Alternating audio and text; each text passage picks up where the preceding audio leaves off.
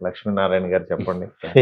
ఏంటి సార్ రాజా సాబ్ యా ఏంటి రాజా సాబ్ రాజా క్రియేట్ చేసిన మారుతి దాని గురించి ఏం చెప్తారు? రాజా సాబ్ ఇది అంటే క్రియేషను అనేది కాదు గానీ, అంటే ప్రభాస్ గారి కోసం ఒక టైలర్ మేడ్ ఫిల్ము ఏదన్నా చెయ్యాలి. అన్ని రకాలు ఎమోషన్స్ ఉంటూ ఒక, ఒక డిఫరెంట్ కాన్సెప్ట్ ఫిల్మ్ చేయాలి అనుకుని ఆయన నేను కలిసి డిస్కస్ చేసుకున్నాం ఇది. ఓకే. చేసుకొని మెయిన్ ఇదేంటంటే ఒక మిడిల్ క్లాస్ పర్సన్‌గా ఆయన్ని చూడలేదు కదా చాలామంది. ఓకే.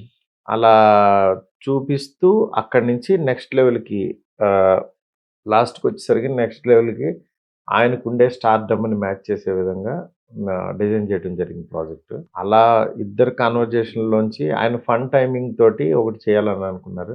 దాంట్లోంచి పుట్టిందనమాట ఈ కాన్సెప్ట్.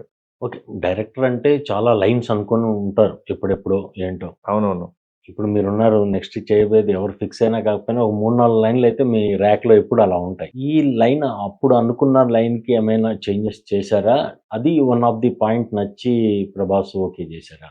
ఖచ్చితంగానండి. అంటే మెయిను లైనయితే ది ఎప్పటినుంచో ఉంది నాకు. హ్మ్.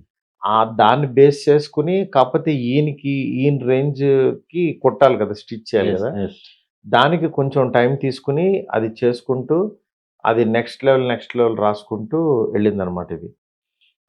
అందుకని కొద్దిగా టైం తీసుకున్నాం. ఎన్ని వర్షన్లు రాసుంటారండి 'రాజా సాబ్' గురించి? రాజసాబ్ గురించని కాదు. Scenes scenes. Number of main ఆయనకి అంటే ఇప్పుడు నేనేదో అనుకుని రాసేస్తాను. హ్మ్. ఆయనకి అది నచ్చాలి. ఆయన లోపలికెళ్తారు.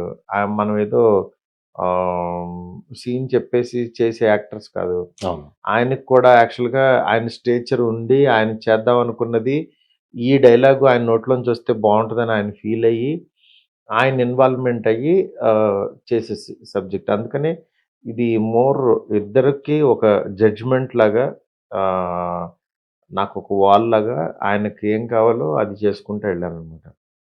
ఓకే. ఈ ప్రాజెక్ట్